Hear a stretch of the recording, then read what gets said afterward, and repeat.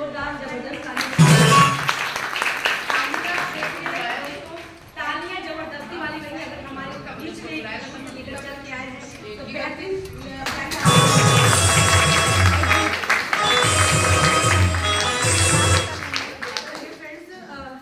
नाम आराधना साहब और मुझे कंप्लीट से हूँ। तो नमस्कार, गुड मॉर्निंग के मॉर्निंग, गुड मॉर्निंग के मॉर्निंग, गुड मॉर्निंग के मॉर्निंग। हम मोदी के आने से पहले सिलाई का काम करते थे और ब्यूटी पार्लर चलाते थे, लेकिन इसी तरीके से सेमिनार में मुझे इनवाइट किया गया और मैं जा भी नहीं रही थी, जबरदस्ती मुझे सेमिनार में ले जाकर के बैठा दिया गया।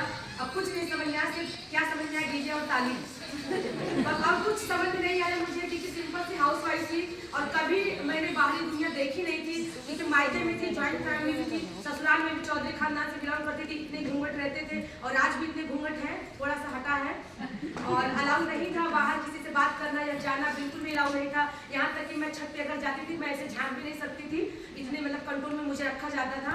लेकिन सपना जो था ना कि बड़ा बड़ा सपना था, लेकिन वो माध्यम, वो प्लेटफॉर्म नहीं मिल पाता था कि मैं कैसे आगे बढ़ूं। और बहुत सपना था तो मैंने ज्वाइन किया सिलाई। मैंने कहा चलो जो सपना है थोड़ा बहुत सिलाई और ब्यूटी पार्लर जिससे हम काम चलाते हैं। लेकिन दोस्तों सेमिनार को जब मैंने अटेंड किया, लगातार दोबारा गई, तो यहाँ से एक चीज़ पता चला कि अगर हम जो भी काम करते हैं, जब काम करते हैं उसी का पैसा मिलेगा। लेकिन जो सेमिनार में बताया गया कि अगर हम 4 से 5 सालों के सिस्टम में हमने बिल कर दिया और अच्छे से जान लिया, समझ लिया, तो हम अगर कल को काम नहीं भी करेंगे तो भी पैसा आएगा।